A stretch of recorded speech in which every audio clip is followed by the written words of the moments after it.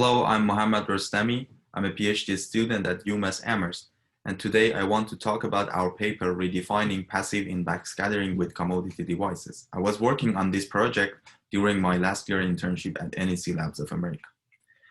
Backscatter communication is becoming a popular choice for today's IoT devices, as it can operate at microwatt regimes, which is desirable for many IoT sensors and devices that want to last long on a tiny battery or be completely battery-free, relying on the small chunks of harvested energy.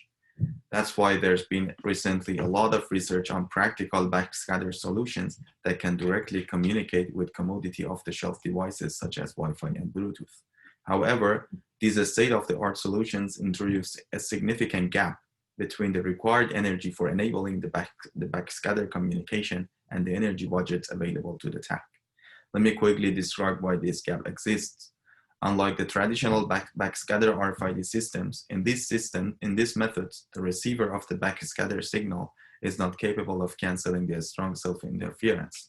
Instead, what these methods do is to add an internal oscillator to the hardware of the TAC. The delta signal generated by this oscillator is used to shift the frequency of the backscatter signal to another channel. The receiver can now tune to this channel, which is no longer interfered by the main carrier, and successfully decode the backscatter signal. However, while the power consumption of the oscillator can be at microwatt levels in the steady state mode, it consumes a huge amount of energy during the warm-up period. Even the most energy efficient oscillator designs consume several microjoules of energy during the warm-up period, which is orders of magnitude more than what a standalone TAC can harvest within a reasonable amount of time. To address this gap, we propose XSHIFT or external frequency shifting backscatter. The idea behind XSHIFT is simple. Instead of using an internal oscillator, we use simple passive and macro power elements to create the delta signal externally. We leverage a passive envelope detector, but for a different purpose. When a twin carrier signal consisting of two RF carriers at frequencies F1 and F1 plus delta F passes through an envelope detector, it will output a sine wave with frequency delta F, which can potentially be used for backscatter frequency shifting. But we need to address a number of technical challenges to make XSHIFT a viable solution. The first challenge is that the delta signal at the output of the envelope detector cannot directly drive the backscatter switch, as it has only a few millivolts of amplitude. To address this issue, we add a micro power circuit between the output of the envelope detector and the input of the switch for converting the small delta signal to a full swing square wave that can trigger the backscatter switch. As a result, backscatter frequency shifting will be possible with microwatt power and zero energy overhead for warm-up. The second challenge is how can we generate a twin carrier signal with a standard commodity radio, given that it needs to comply with a specific format.